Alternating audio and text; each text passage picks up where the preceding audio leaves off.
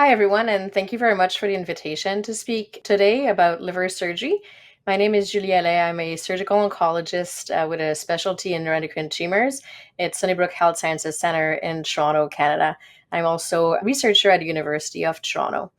So, today we'll talk about what matters about liver surgery. I'll try to go over why we perform liver surgery for neuroendocrine tumors, and then talk about a little bit of how we do it, who we would do it for, and then how to prepare people for liver surgery.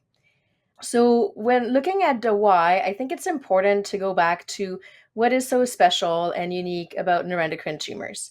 One of the very important things is that this is not like any other cancer. We're talking about a chronic cancer. So, people like yourselves may have disease that has spread to the liver or to other organs, but will live for years to come with this disease. And the duration, of course, depends on the specific type of tumors. But in general, people can go on to have very long survival, even in the presence of active tumors. So we have to think about this quite differently than we do in other types of cancers. In most cancers, we try to outrun the disease. We want to be faster, we want to eradicate everything. With neuroendocrine tumors, we're kind of running a marathon with you. And so, what happens when the tumors spread beyond the initial organ, so beyond the small intestine, the pancreas, or the appendix, is that often we won't be able to cure. So, we won't be able to get rid of all the cancer, but what we can do is we can keep it under control and we can make sure that you can run as fast as possible, as far as possible, for as long as possible. So, really think about the fact that this is a marathon and that we are treating a chronic disease. And so, as such, the goals of treatment are quite different. They're all about control, not so much about cure. What we want to control is the tumor volume, so the amount of tumor in your body, the endocrine activity. So, if there's hormones being produced, you want to bring that down. And finally, we want to prevent local regional complication, which means problem from just tumors sitting there, like bowel obstruction or compromise to blood supply of certain organs. And much like people that have other chronic diseases like diabetes or hypertension will never get rid of that disease, they may keep it under control and well managed for years to come with different treatments. And so that's what we're thinking about here when we talk about liver surgery. It is a tool for control, it is not a tool for cure. So try to remember that as we go through what is the benefit of liver surgery. The way that I see liver surgery in neuroendocrine tumors is for the treatment, of course, of metastases that have spread to the liver. And it is really a therapy sparing or a therapy prolonging option. What I mean by that is we do have lots of treatments with medications that can prolong the time to progression of tumors. And if there is less tumors for those medications to control, then they can work for longer. So maybe we're not curing anything, but maybe that the somatostatin analogs like octreotide or lenriotide that you're on will last longer and will take longer for you to get the next line of therapy. And we're kind of stretching the options over many years. And that's important when we're talking about a chronic cancer and we want to run a marathon for a long time.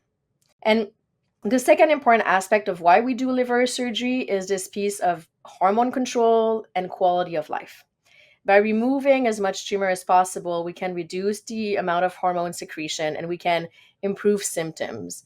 This 96% number comes from over 500 people that were operated in the 2000s at the Mayo Clinic in Rochester. And what they found is in 96% of patients after a liver surgery, there was relief of symptoms. And when we talk about a disease where you're going to live for years with active tumor that we know is associated with persistent symptoms over time, this is a very important goal. Now, what do I mean by we're not curing? Is that we're not removing all the tumors. What we aim to do with liver surgery for neuroendocrine tumors is to cytoreduce or debulk. We're removing the bulk of the tumors. And what is that? That's over 70%. Our goal is not to remove everything, it's to remove over 70% of the disease in the liver. And we know that with that, we can have some benefits. The important thing, as you may understand, is if we don't remove everything, then eventually tumors are going to grow back. It's not whether there will be progression. The question is, when will that progression happen? Like there will be tumors that are going to grow, there will be new tumors that will show up. But again, what we do is buying time, and time means quality of life, time means more options down the road for treatment. Now, how do we pick people for liver surgery? There's a pattern of the liver tumors that make it amenable to resection or not, and we'll talk about that in a second. But first, there's some types of tumors that will fare better with liver surgery than others. So that's small intestine, and generally will do better than pancreas. And low grade, so 1 and 2, will do better than people with grade 3 tumors. So that's not to say that if you have a pancreas or a grade 3 neuroendocrine tumor, that liver surgery is not for you. It just means that we have to be a little more careful about how we think about it and how we plan for it. And so we usually will take a pause, maybe try other things to sort of learn about the tumor more to know if liver surgery will truly help. Now, how do we perform that liver surgery? Again, we have to think about neuroendocrine tumors differently than other cancers. In general, when we do liver surgery, for example, colorectal adenocarcinoma, liver metastases, we take out a huge chunk of the liver so that we're able to remove the tumor with a safety margin of about 1 centimeter, and we want to remove everything. We don't want to leave anything behind. With neuroendocrine tumors, because we know that we can't remove everything, we don't aim to remove everything, and we know that tumors will come back, and you will need that healthy liver in the future to be able to go through other therapies. We need to spare as much liver as possible. So what we tend to do is not resecting huge chunks of liver, but rather kind of enucleating, we call it, or scooping out the liver tumors from the liver itself. And we can do that in neuroendocrine tumors because those tumors tend to grow by pushing rather than infiltrating in the liver. So they have like a nice layer on the outside that we can go around to scoop out the lesions.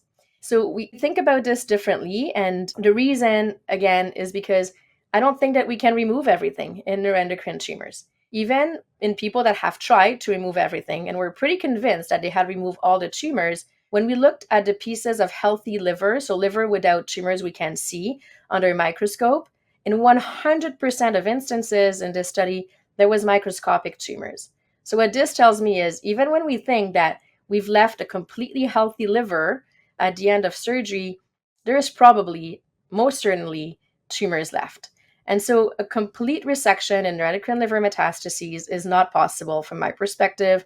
It doesn't mean that it doesn't help. Like we talked about, it can help, but it means that going through heroic measures and very gigantic liver resection for the sake of removing everything is not necessary because that goal cannot be achieved. So here are some examples of what I'm talking about. This is a tumor here in yellow. So in general, for something like this, we would do a resection that looks a little bit like this, taking out all the blood supply that goes to that tumor so everything is removed.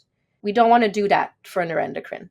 Rather, what we want to do is go in and enucleate, sort of scoop out that small lesion. That's a small one. You may say, okay, that's an easy scenario. Let's look at something more complicated. If I were treating this for colorectal cancer liver metastases, we would do something like this, taking out the entire right side of the liver and then a little bit of a chunk on the left side. Again, don't want to do that in neuroendocrine. What we want to do is go and patiently enucleate or scoop out every tumor one by one.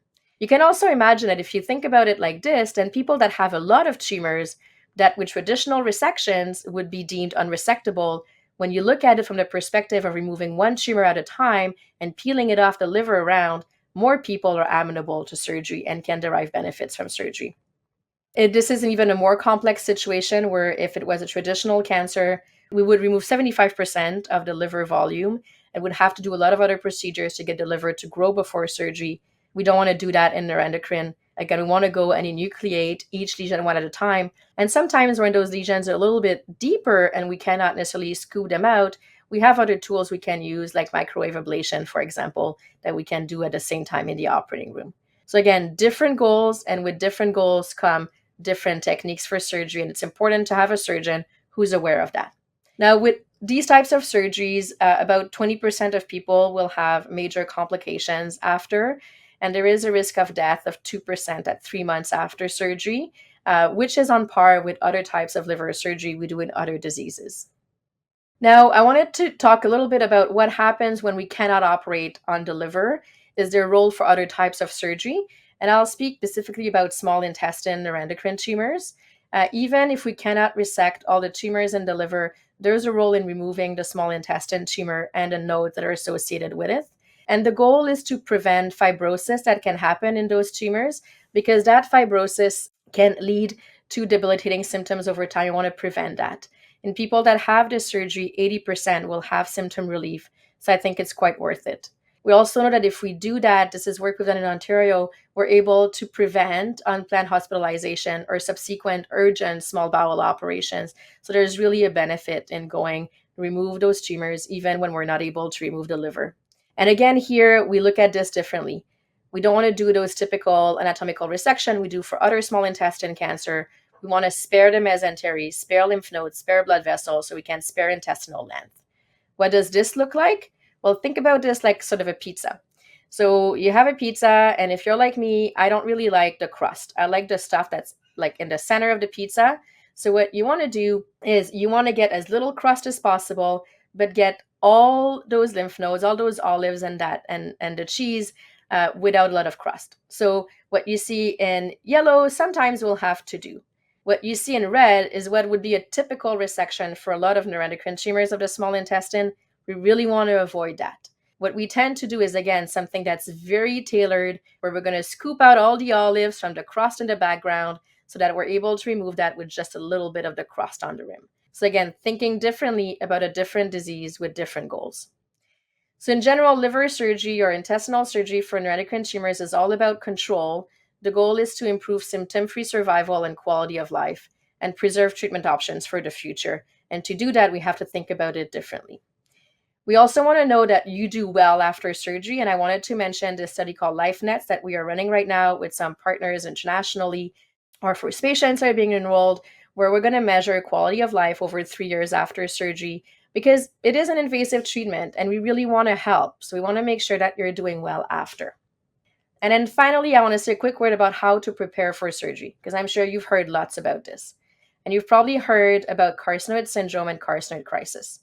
I think that this crowd probably knows about carcinoid syndrome by now. Main symptoms are here: diarrhea, flushing, wheezing. What does it mean when you have surgery or when you have any procedure? When there is lots of stress on your body, there can be sudden secretion of serotonin and other factors that can lead to what we call the carcinoid crisis. What happens with a carcinoid crisis is blood pressure either goes super low or super high, heart rate goes high, and that can threaten your key organ perfusion. And it happens during surgery in about 30% of people. So we want to prevent that, or we want to treat it. Now, we just put together recently an international expert panel to get consensus on what to do with carcinoid crisis, because there wasn't lots of guidance. So I'll go through some of those that pertain most to US patients. I think about this movie that I watched a lot as a kid about how we did things then in carcinoid crisis. A lot of emphasis on giving a lot of octreotide before surgery and after surgery to prevent it. Well, we've realized with time that that doesn't really work, that we don't really need that octreotide. So now we have an approach where we don't necessarily need preoperative octreotide, so you don't need those injections prior to surgery. You don't need a perfusion of octreotide at the beginning of surgery. What you need is a team that has expertise with this type of tumor and with carcinoid crisis that can identify the crisis quickly when it happens, so it can be corrected immediately.